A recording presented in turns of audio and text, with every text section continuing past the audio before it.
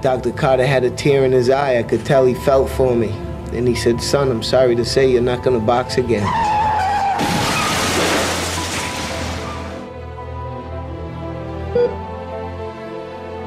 Vinny was involved in a very serious car accident that nearly killed him.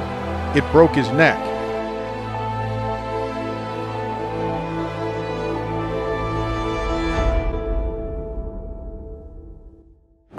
I will tell you this, there is no more destructive belief in the world than to think that life happens to you.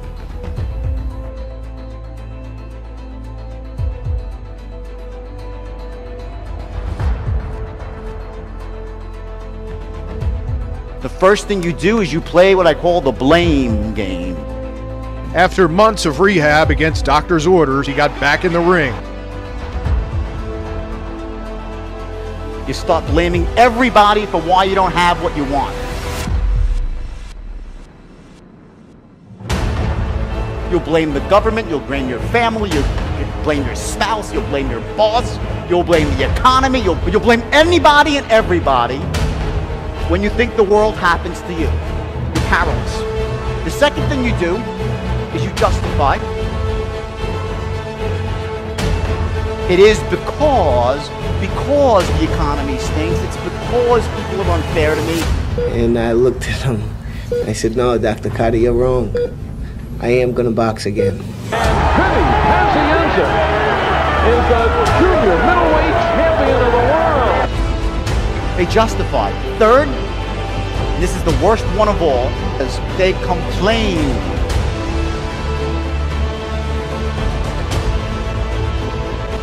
When you're complaining, what are you focusing on?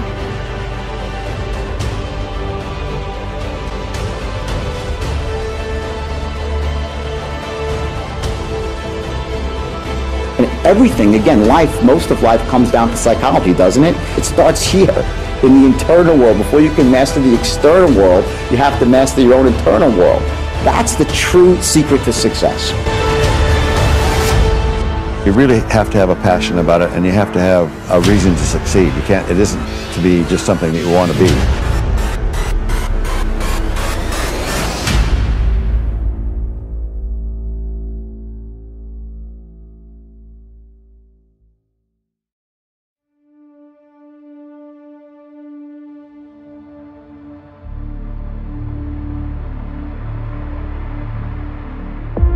He said, you don't understand what kind of man I am.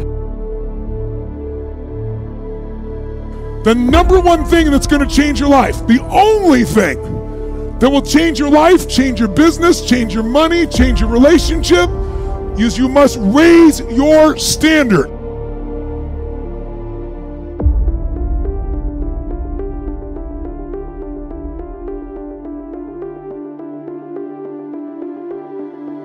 The only thing that changes our life long term is when we raise our standards.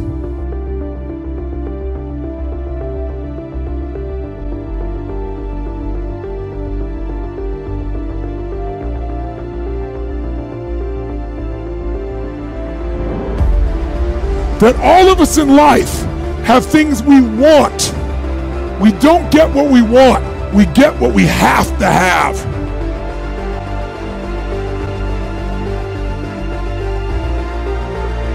But when you're no longer willing to tolerate something, that's when your life changes. The difference in people is their standards, period.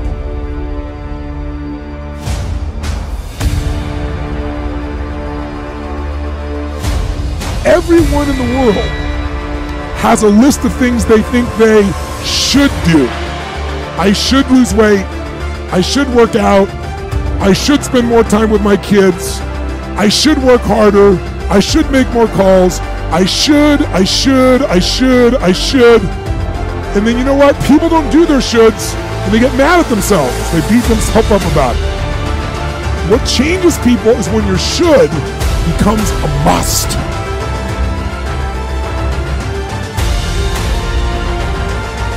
When suddenly the thing you said should happen has to happen. That's when human beings change.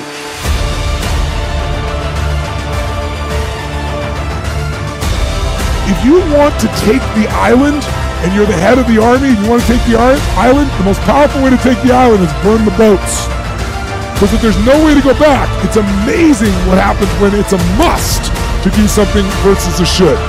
That's what makes human beings succeed.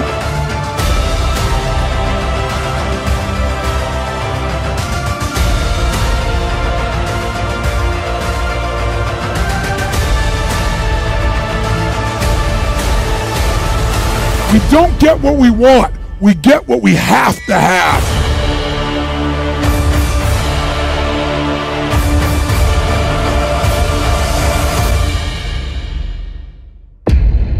Every human being is thirsty for a vision.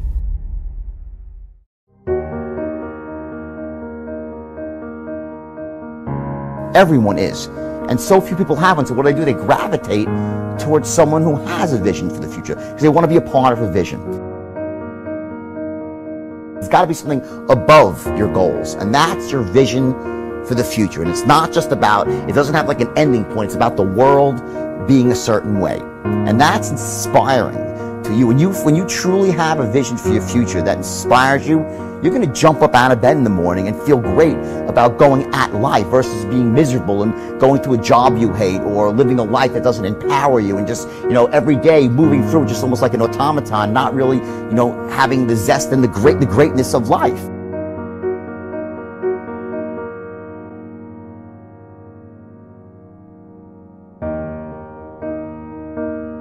As a matter of fact, I love it when someone says that no one has ever done this before, because then when I do it, that means that I'm the first one that has done it. So pay no attention to the people that say it can't be done.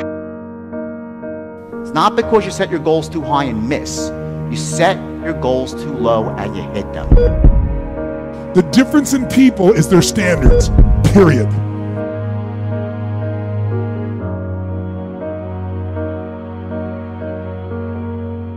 And I looked at him. I said, no, Dr. Carter, you're wrong. I am going to box again. It's that extra inch. That's where you want to set your goal. You want to set the goals just above your comfort zone.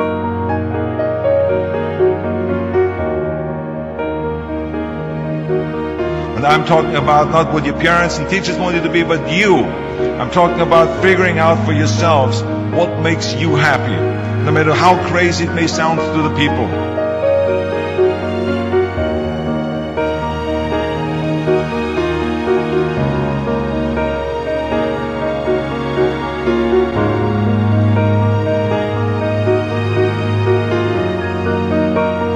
I don't think it's that hard. I think what happens though sometimes is that we let our intellectual selves overrule those passions. And so that's what needs to be guarded against.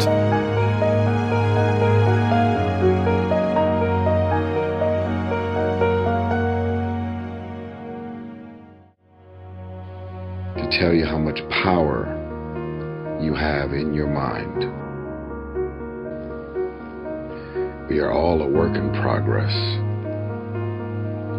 We are all a work in progress.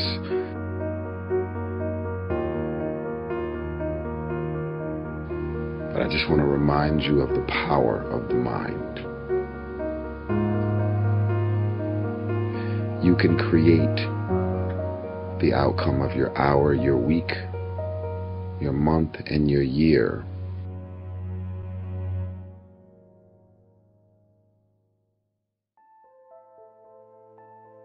You just have to decide in your mind what you want it to be.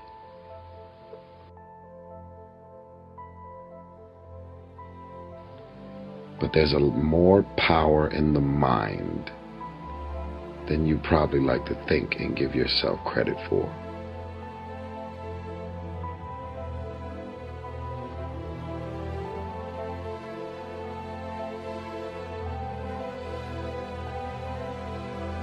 And I looked at him. I said, no, Dr. Carter, you're wrong. I am going to box again.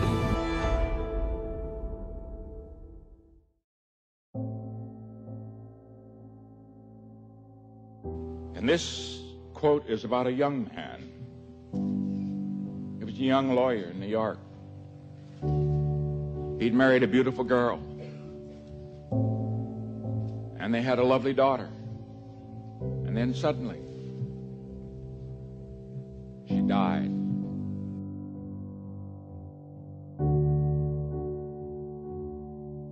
And this is what he wrote.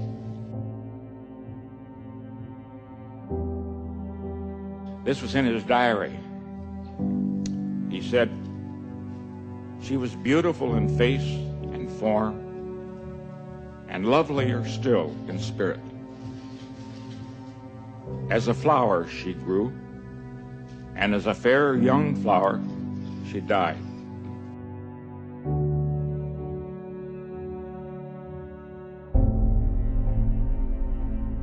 And when my heart's dearest died,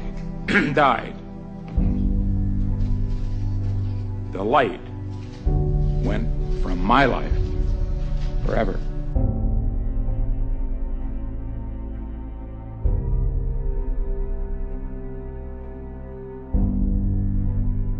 He thought the life gone from his life forever, but he went on.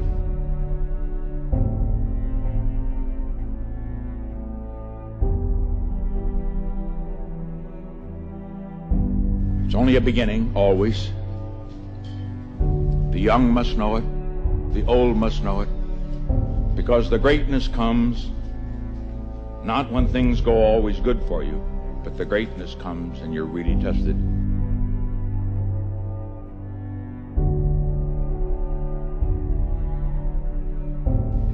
When you take some knocks, some disappointments, when sadness comes, because only if you've been in the deepest valley can you ever know how magnificent it is to be on the highest mountain.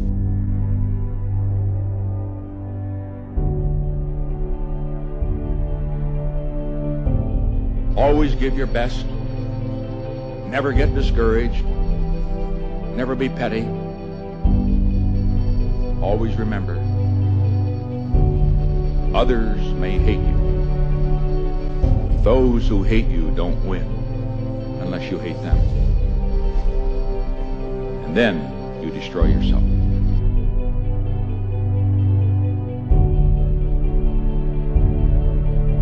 That a lobster is a soft, mushy animal that lives inside of a rigid shell. That rigid shell does not expand. As the lobster grows, that shell becomes very confining.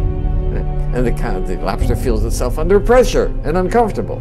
Casts off the shell and produces a new one. Well, eventually, that shell becomes very uncomfortable as it grows. And the lobster repeats this numerous times. The stimulus for the lobster to be able to grow is that it feels uncomfortable. Now, if lobsters had doctors, they would never grow, because as soon as the lobster feels uncomfortable, goes to the doctor, gets a Valium, gets a Percocet, feels fine, never gets off its shell.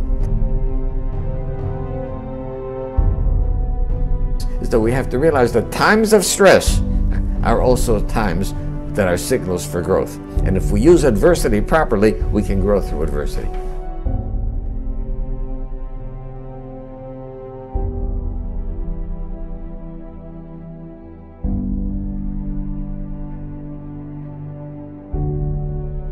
These things happen to you and you think you've been dealt a terrible hand or you've had bad luck, and when you just go with it, you just start improvising, suddenly you realize that you stumble upon some of the best things that have ever happened to you.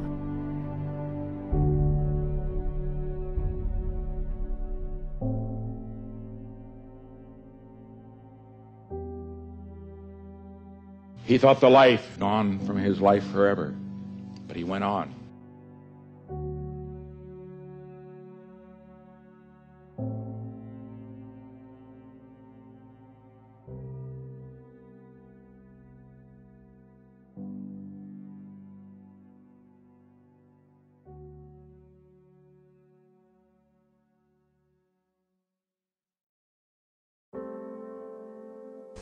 Sometimes, yeah, you've got to cut a little piece of yourself off, yeah, no matter how much it hurts, in order to grow, yeah, in order to move on.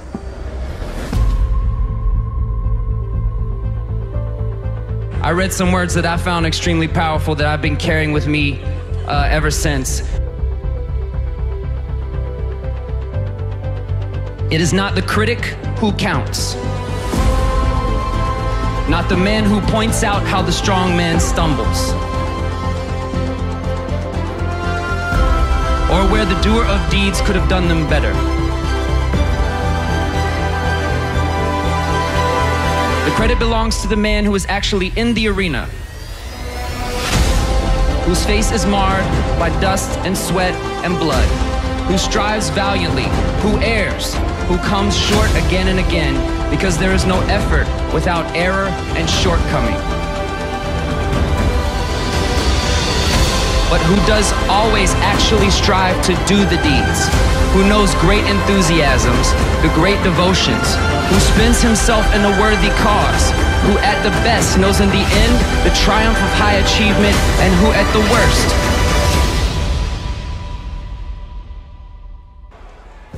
if he fails, at least fails while daring greatly, so that his place shall never be with those cold and timid souls who neither know victory nor defeat.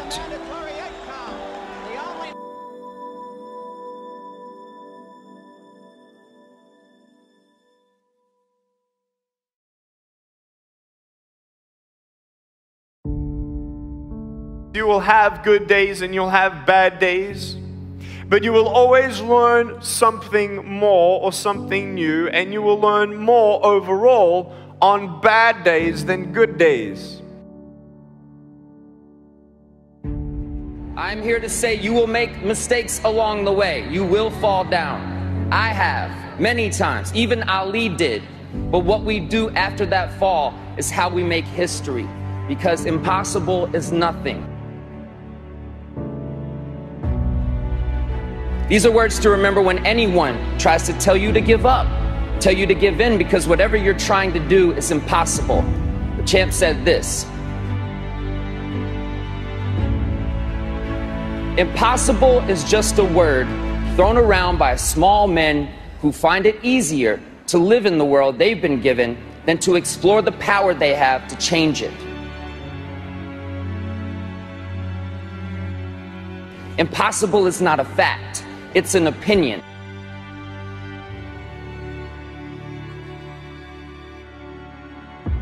Impossible is potential. Impossible is temporary. Impossible is nothing.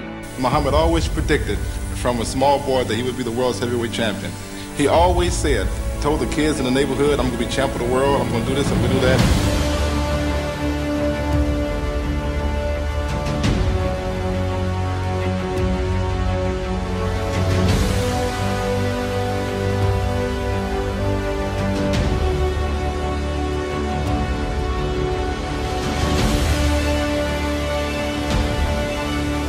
Chicken Soup for the Soul was rejected by 144 publishers. 144 publishers said, we don't want to publish a collection of short stories.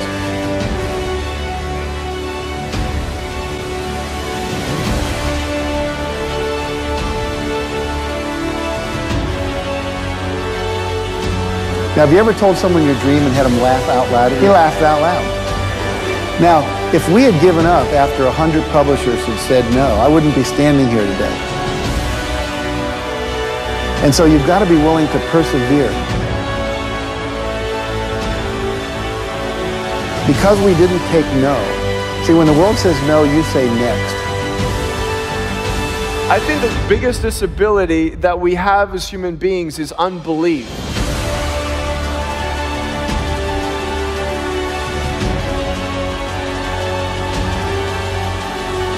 So what we have is this endless possibility, but you have to persevere. It's as if the universe tests our commitment.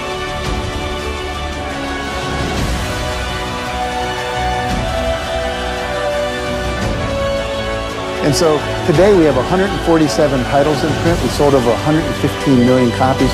We're in 47 languages.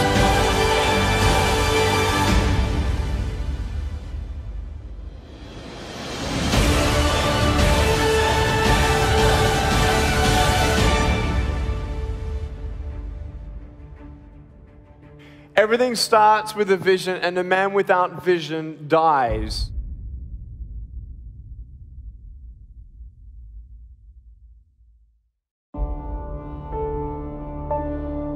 A brass bell that hangs in the center of the compound for all the students to see.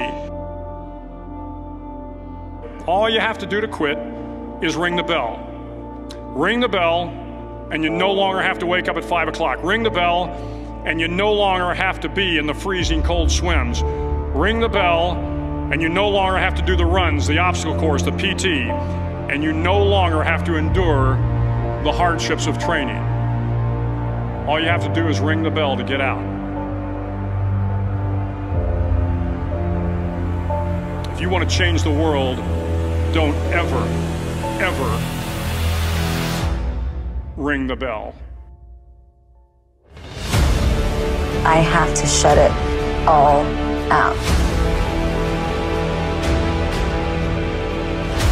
The noise, it's loud. You have to cancel out the noise and remember that it's your thoughts that matter. I'm young, I'm handsome, I'm fast, I'm pretty, and can't possibly be beat. This is my moment for me.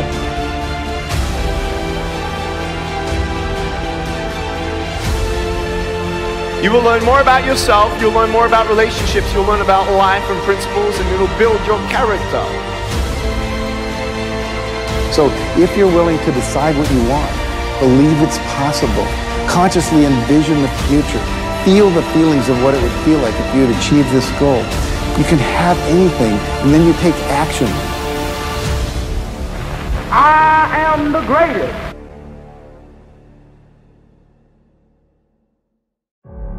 Even though I was having these troubles at home, and even though I had no job, no security, you know what I mean, or whatever, didn't know what I was doing. If it didn't happen, it didn't happen, but I still was able to feel like it was. Isn't it like a kid would use his imagination? I was basically just using my imagination.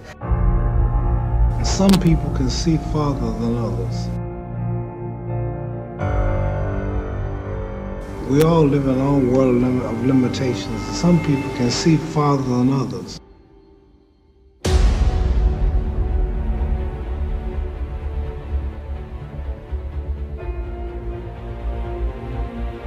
I have a big vision. I put a lot of effort, a lot of sacrifice in things I do.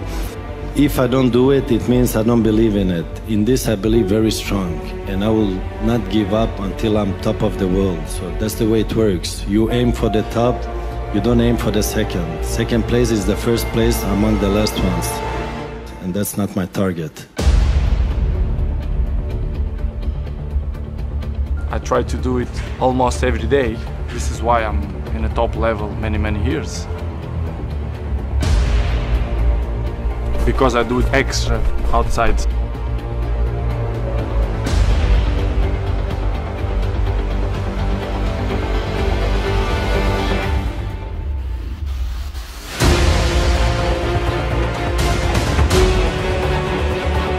When I'm 12 years old, most of the people told me, Cristiano, you are a very good talent player, but you are very skinny, very slim. And I put it in my mind, the body we can improve. You can improve, you go to gym, dedication and hard work, you can improve. So I improve myself. A lot of times people believe in certain things, but they keep to themselves. They don't put it out there.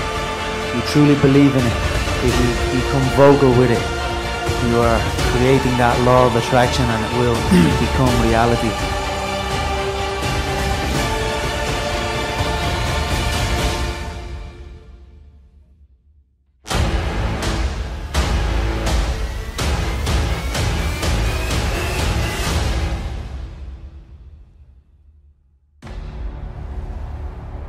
I want you to see yourself doing what you want to do, experiencing what you want to experience it.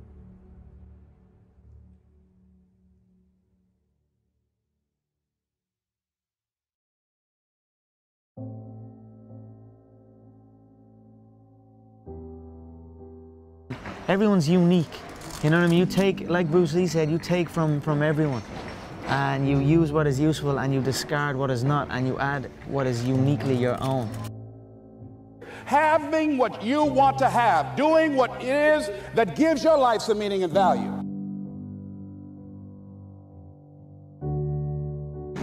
People who go against the odds, I suppose. You know, people who do stuff that hasn't been done before, and people who do stuff that people say they can't do. That inspires me. Hard workers, people that are chasing their dream no matter what people are saying, no matter what people think. Is a lot of people just go do what they feel like they should do and live with the status quo and you know, go live by all these rules and hey, this is going to be okay. You know, just go accept your average 9 to 5 rather than striving for something, because the ultimate goal isn't to succeed or fail. The ultimate goal is to give it everything you have for something that's on your heart and a dream, and pursuing that. And if you get to live out your dream every single day, then the result doesn't matter. I can look back 20, 30 years from now and be able to look at this time and say, you know what, I gave everything I had. Dreams are based on something that's in your heart, that are passions, that are something that you want to go try, not on chances.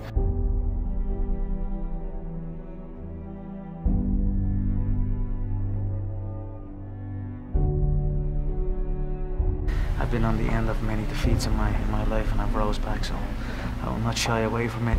I will not make excuses for it. I will assess it and come back. If you can see it here, and you have the courage enough to speak it, it will happen. I'll never lose a fight. It's impossible. Tell him. It's impossible. Never lost a fight in your life. Ask any of my fans when was the last time they lost. I'm too fast. Champion from I'm the king. Born to tell. If you like to lose your money, be a fool and bet on Sonny. Liston will kill him. He'll kill him in the first round. I'll be Liston in 3 rounds. Okay, Liston about 4. Liston by 2. 2. Liston in 3. First round. 1 Liston. 1 Liston. Second round Liston. Liston in 4. Saying I'm gonna do something, putting it out there for the world to see, and then going out and doing it. There's no better feeling in the world than that, and it's as easy as that. Say what you're gonna do, and go and do it. I still envision 2 and possibly 3 belts. I'm gonna go with Eddie Alvarez in the main event. Eddie? I don't see how Conor can beat a heart like that. I think Alvarez wins. I think Eddie has all the tools to get the job done. The notorious Conor McGregor!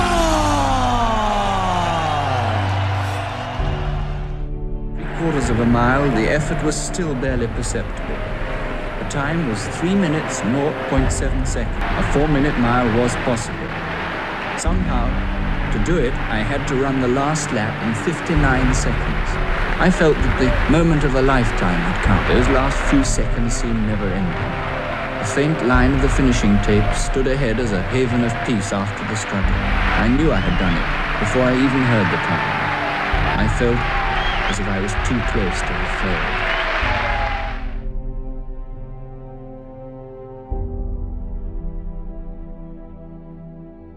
And I remember thinking, if I can get through this, it may be as hard, but it's impossible for it to be hard. And I've had a lot of hard times since.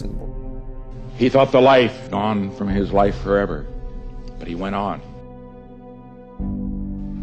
When you take some knocks, some disappointments, when sadness comes, because only if you've been in the deepest valley can you ever know how magnificent it is to be on the highest mountain.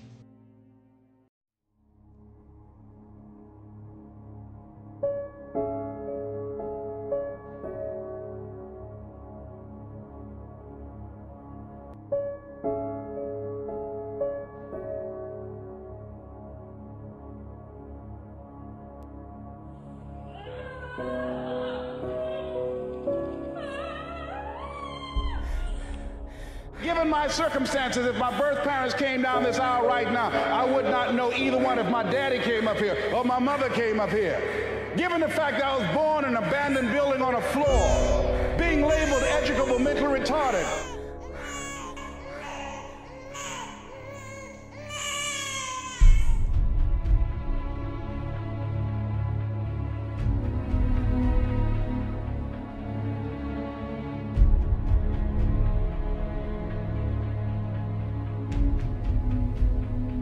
She said, no one could have convinced me that day when I walked in that house and this lady was holding you and your brother. And she said, ma'am, I want you to promise me two things. And she said, what is it? She says, one, promise me that you won't separate them.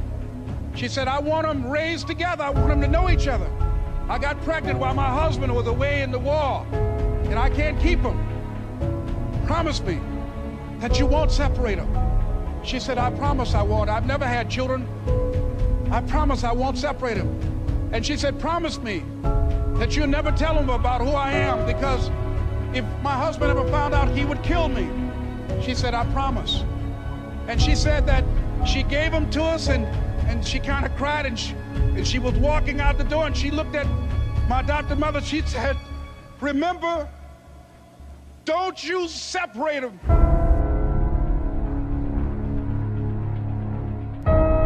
She said, I swear to God, I won't.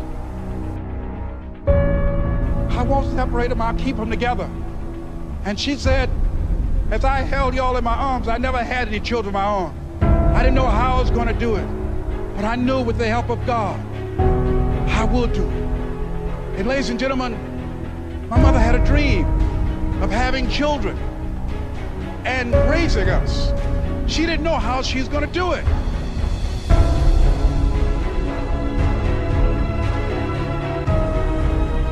See, when I was in the 5th grade, I was identified as EMR, labeled educable mentally retarded.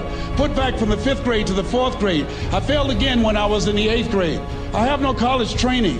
And a man changed my life, and I'll never forget his name, Mr. Leroy Washington. He's in his 80s now, and he's blind from glaucoma, but he gave me a different vision of myself. I was in his class waiting on another student. He came in and said, young man, go to the board and work this problem out for me. I said, oh, sir, I can't do that. I said, why not? I said, I'm not one of your students. He said, look at me. Yes, sir. Go to the board and work the problem out anyhow. I said, sir, I can't do that. He said, why? I said, sir, because I'm educable mentally retarded, sir. I'm in special education. And the students started laughing. They said, that's Leslie. That's not Wesley. He's DT. Wesley is the smart twin. He said, what does DT stand for? I said, I'm the dumb twin, sir. And as the students laughed at me, he came from behind his desk, he looked at me and he said, don't you ever say that again. Someone's opinion of you does not have to become your reality.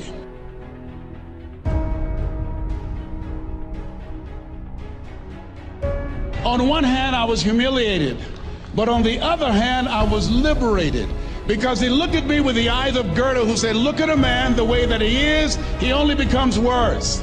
But look at him as if he were what he could be, then he becomes what he should be. And so we developed a relationship. And one of the things that I can just tell you as you think about your goals and dreams, all of us can say in a spirit of integrity that it's possible. That if anybody at any point in time lived their dream, then it's possible that I can live mine.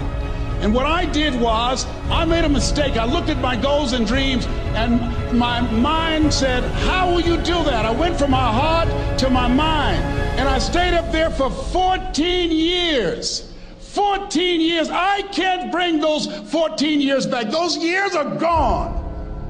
And I've made a mission in my life to help people to stop putting it off and procrastinating.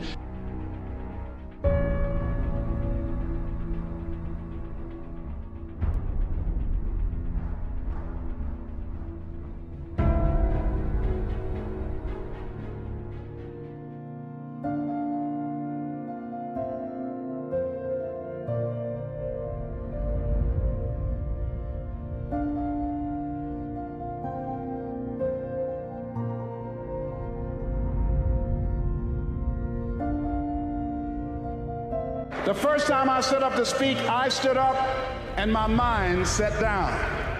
I looked at the audience and I panicked. I had to introduce a play at school. We're about to start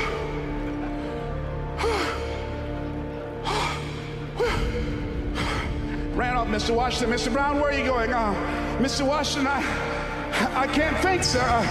I don't know. Did you rehearse? Yes, sir, I did. Well, what's wrong? Why did you say your lines? I don't know, sir. I got up there and I looked at him and everything left me. Let me do it another day, please, sir. No, go back out there, Mr. Brown. Mr. Washington, I'll mess up, please, sir. Don't send me out there now. I'll mess up. Mr. Brown, if you run now, you will always be running. Anything that's worth doing is worth doing badly until you get it right. Why are you moving like that? I got to go to the bathroom, sir.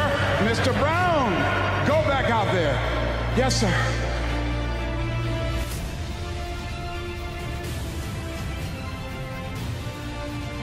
We're about to start a play called 12 Angry Men, directed by Mr. Leroy Washington.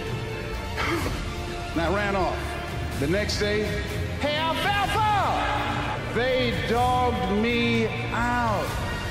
They talked about me so bad. The next time another event came up, Mr. Washington, Mr. Brown, you're up. I said, no, Mr. Washington. Everybody says, no, not him.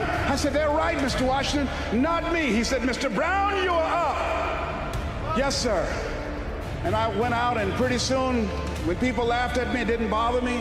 They would throw paper, and I could catch it without losing my concentration. And then one day, I came out, and a hush went across the audience, because it must have been something about me that indicated that I'd come to myself. And Mr. Washington had been practicing with me to give a presentation. And I looked at the audience and I said, I choose not to be a common man. It's my right to be uncommon if I can. I seek opportunity, not security. I do not wish to be a kept citizen, humbled and dull by having the state look after me. I want to take the calculated risk, to dream and to build, to fail and to succeed. I refuse to live from hand to mouth. I prefer the challenges of life to the guaranteed existence, the thrill of fulfillment to the stale calm of utopia. I will never cower before any master, nor bend to any threat. It's my heritage to stand erect, proud and unafraid, to face the world boldly and say, this I have done.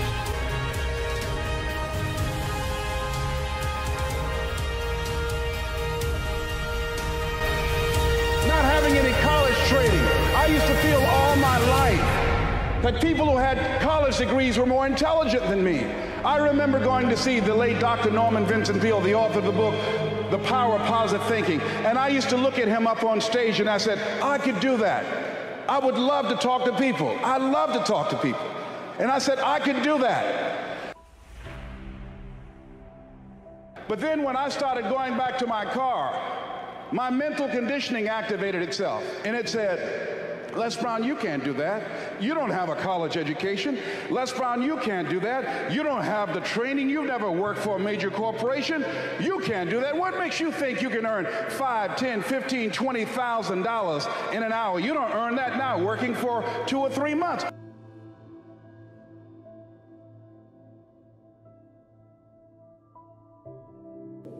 I had to retrain my thinking because of what I saw. Studies indicating that the decisions we make in life is directly related to the things that we saw, the things that we experienced, the conversations we've been exposed to between age 0 and 5. And so as a result of that, my experience, I had to begin to engage in a process of retraining my mindset, and I didn't even know what I was doing.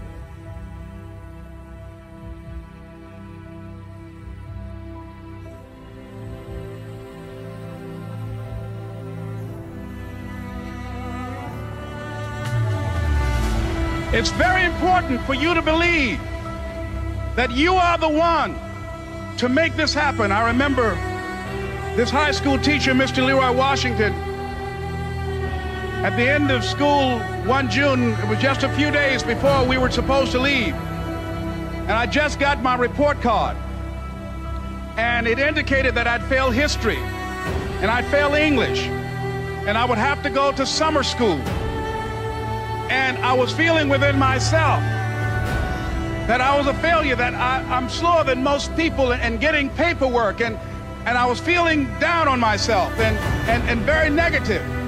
And Mr. Washington was giving a speech to the graduating seniors, and I was in 11th grade. And even though I wasn't supposed to be in there, I went in there because the speech he was giving, that speech was for me.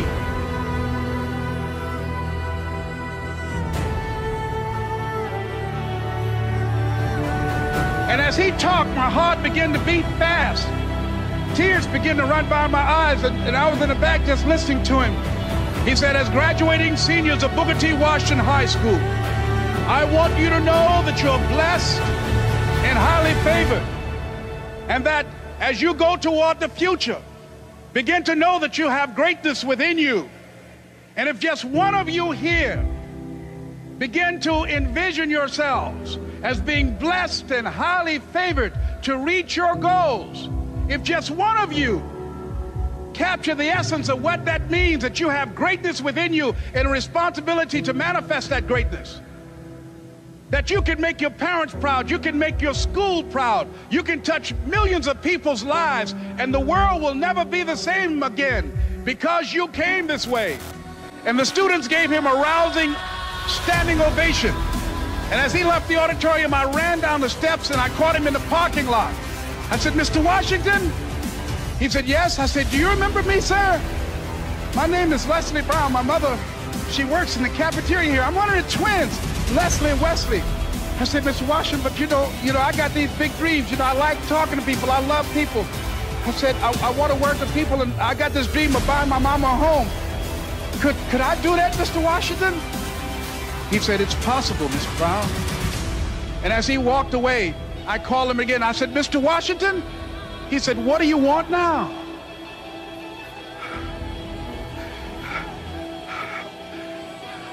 I'm the one, sir. I said, I'm the one. You remember me, sir. I'm Miss Mamie Brown's boy. I'm the one. I'm the one.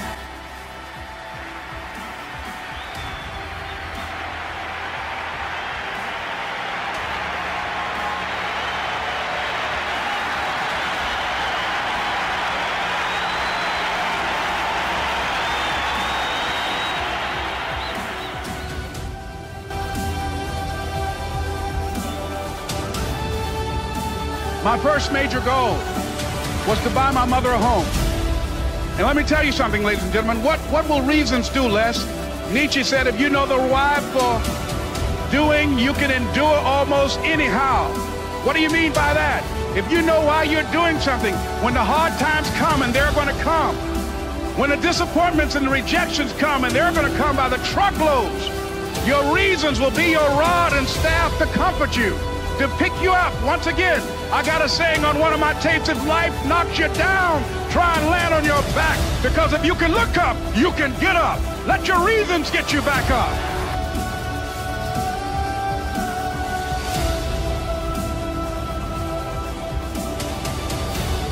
Mr. Brown, what do you want to do with your life, young man? Sir, I'd like to become a disc jockey. Why, sir? Because I want to buy my mother a home. He said, great. Listen to Paul Harvey. Here are my car keys. Go in the car, 12 noon. He comes on every day. Why? Because if you want to be successful, study the people that are doing what you want to do. He's the best in the world when it comes to communication.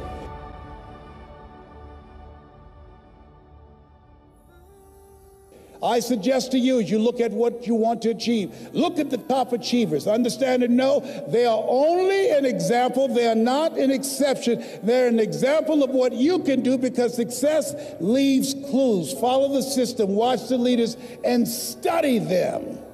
I did that. And he said, Mr. Brown, detoxify your life.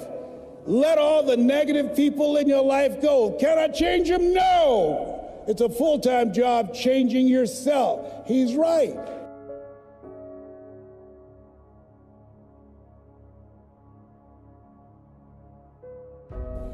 All my life, people have always compared me to my brother because I'm not smart like him. It takes me longer to get things than most people. I have to hear it again and again. But once I got it, sir. I got it. You're the only person that never called me stupid or dumb. You never called me DT, the dumb twin. You look at me like I'm somebody.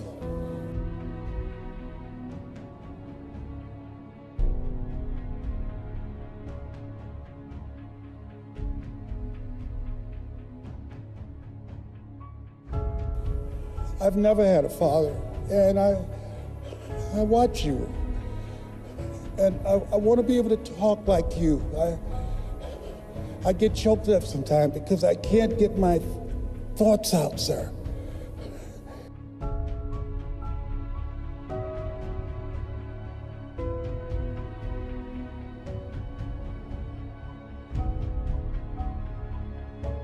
But I want to do what you do, and I want to make my mama proud.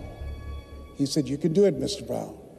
I've given you all you can get from me. Now it's on you. If you want to be a disc jockey, go out into the marketplace.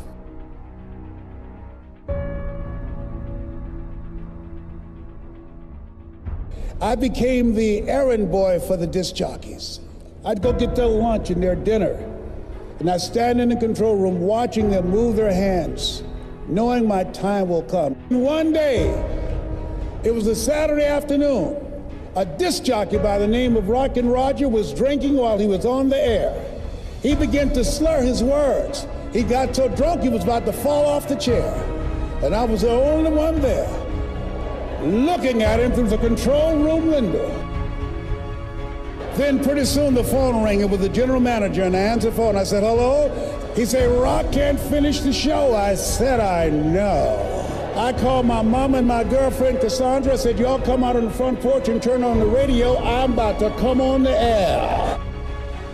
He said, young boy, you know how to work the controls? I said, yes, sir. He said, go in there and segue the record. Don't you say nothing here. I put on a fast record. I said, look out, this is me, LB Triple P. Les Brown, your platter playing papa. There were none before me, and there will be none after me.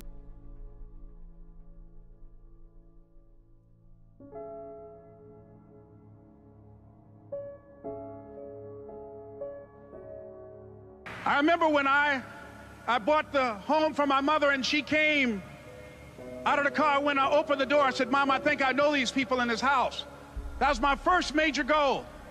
And then I couldn't conceal it anymore. I said, Mom, I got this for you. And as she went from room to room, looking at the house and saying, thank you, Jesus.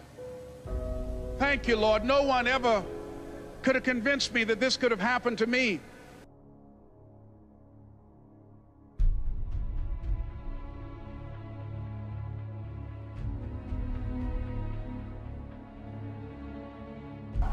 I remember when I was in broadcasting, when I was a disc jockey, I became very controversial, not only being a disc jockey, but I felt that radio was something that you not only entertain people with, but you also empower them, you educate them. And I got fired. I didn't just leave, they fired me. They took my microphone. I thought that was who I was.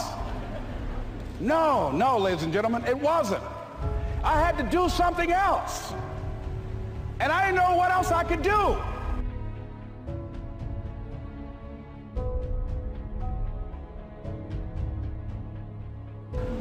See, life had moved on me and said, Les Brown, you have outgrown this. It's time for you to do something else. And so a guy suggested to me, he said, Les, why don't you run for office? So I ran. Now here's what I'm suggesting. I ran. You got to do what you can where you are with what you have. I didn't have any money. I didn't know anything about the political process. I didn't even have any support. But here's what the guy told me. It's possible you could win. That's all I had. I was running against an endorsed candidate. He was an incumbent.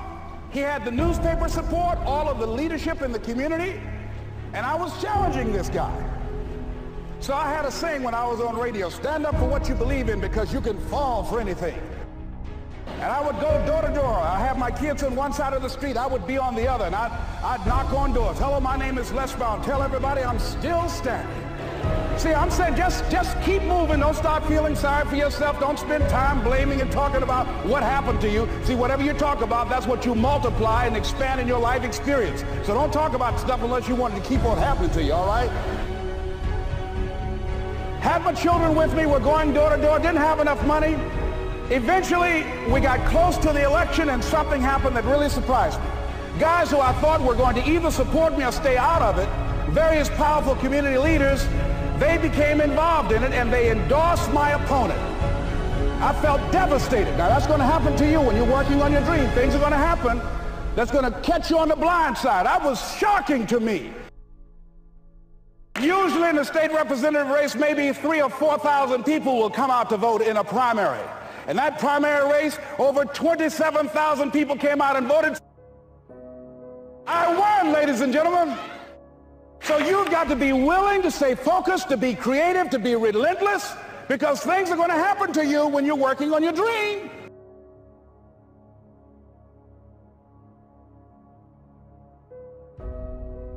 And so, but things happen in life. When you have goals and dreams, things happen. Had no idea. Midway of my third term, my mother became ill. She was diagnosed with breast cancer.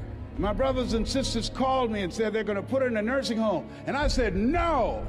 They said, we thought you would say that. We've interviewed the best nursing homes in Dade County. I said no. So I had a problem. How can one woman raise 7 children who couldn't take care of themselves, but 7 grown people couldn't take care of one woman? I had a problem with that. So I resigned from the Ohio legislature and I came back to Miami to take care of Mama, and took care of her until '89. When I decided to become a speaker, I didn't just quit my job and just ran out and say, I'm a motivational speaker. No. What I did was, I decided to start looking at other people that were involved in the speaking profession. I volunteered to work with some speakers so that I could learn. I've been an entrepreneur for 20 years. This is my 21st year. I could have been speaking and training for 34 years. But for 14 years, I was living in my head. For 14 years, I stopped myself. For 14 years, I used to go see Zig Ziglar, that I considered the #1 motivational speaker on the planet. Zig Ziglar and Tony Robbins, they're the best on the planet. Bob Proctor, they're the best on the planet. Jack Canfield, Mark Victor Hansen, T. Harv Eckert. I would go and see them, and then I would leave, and my conversation with myself was, my heart would say, I can do that. And then my mind would ask, how? How would you do that, Les Brown?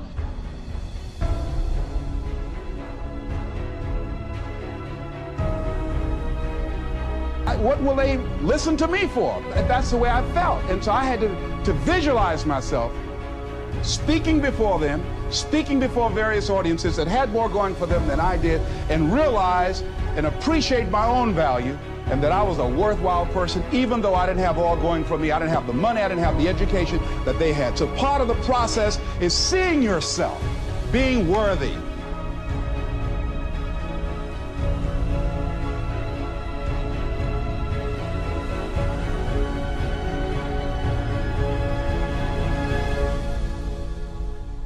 I never worked for a major corporation. I wanted to speak for corporations. I was afraid I would be exposed because I don't have a college education. I felt inferior because of the fact that I don't have a college education. I allowed that level of fear of failure to stop me. And because I never had any experience in it, I assumed that I could not do it. I was paralyzing myself by believing and assuming the limited part of myself as opposed to believing that I had something special.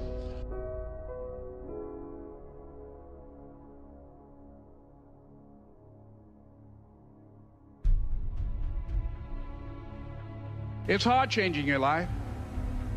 It was hard when just over 3 years ago, in the Penobscot building in Detroit, Michigan, where I was operating my business, and I fell on some hard times, and I was sleeping in my office.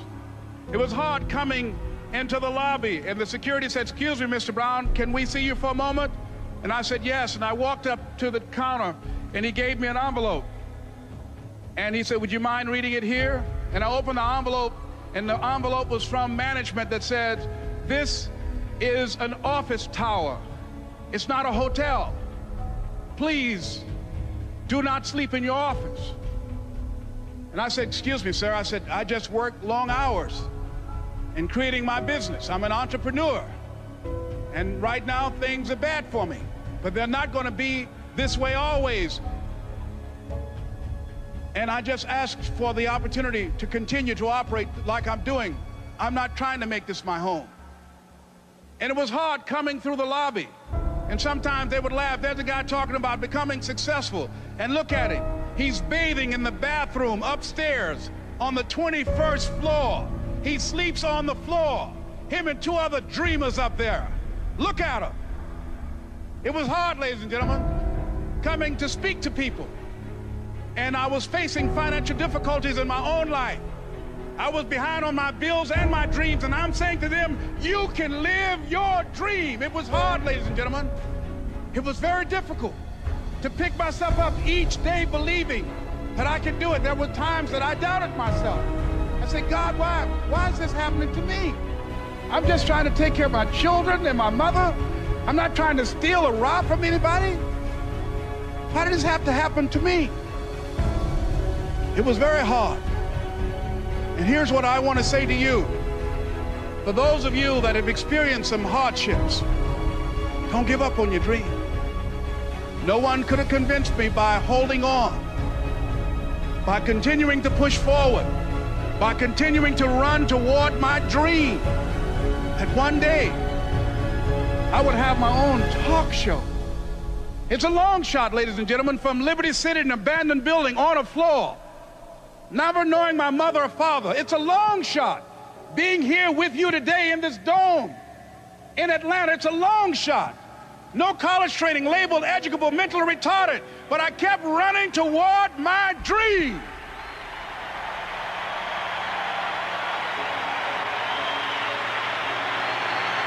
Don't stop.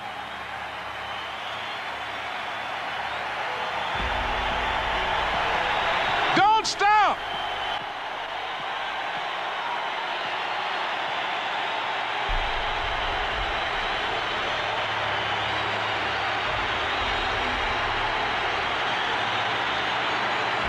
Don't stop running toward your dream.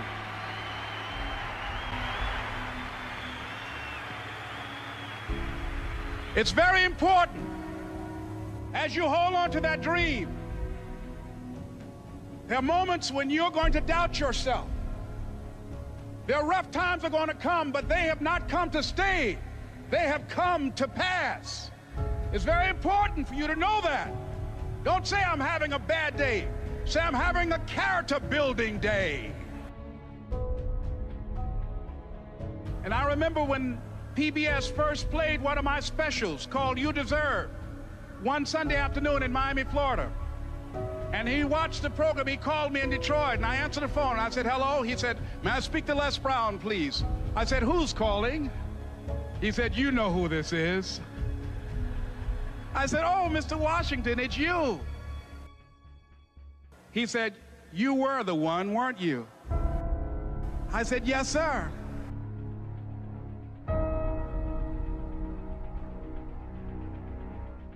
If you want a thing bad enough to go out and fight for it, to work day and night for it, to give up your time, your peace, and your sleep for it, if all that you dream and scheme is about it, and life seems useless and worthless without it, and if you gladly sweat for it and fret for it and plan for it, and lose all your terror of the opposition for it, and if you simply go after that thing that you want with all of your capacity, strength and sagacity, faith, hope, and confidence, and stern pertinacity, if neither cold poverty, famish, or gall, sickness or pain of body and brain can keep you away from the thing that you want, if dogged and grim you besiege and beset it, with the help of God, you'll get it.